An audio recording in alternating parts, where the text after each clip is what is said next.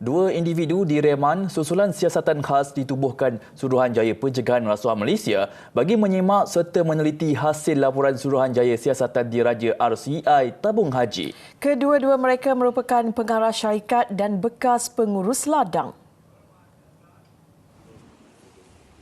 Mahkamah Magistrate Putrajaya Magistrate Ezrin Zakaria membenarkan reman selama 2 hari terhadap pengarah syarikat reka bentuk, manakala suspek kedua, seorang bekas pengurus ladang, direman selama 3 hari. Pengarah syarikat reka bentuk berusia lingkungan 50-an ditahan jam 7.30 malam semalam ketika hadir memberi keterangan di Ibu Pejabat SPRM Putrajaya. Dia ditahan kerana disyaki merasuah RM300,000 kepada seorang bekas ketua pegawai operasi COO sebuah badan berkanun. Ia sebagai balasan untuk mendapatkan projek bernilai keseluruhan kira-kira RM8 juta. Kesalahan disyaki dilakukan antara 2014 hingga 2018.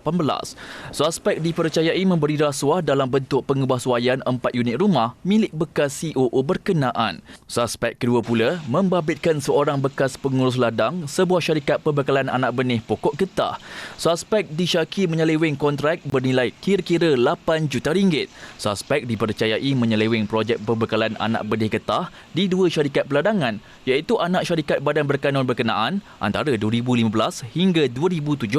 Lelaki berusia lingkungan 50-an itu juga ditahan ketika hadir memberi keterangan di SPRM malam semalam.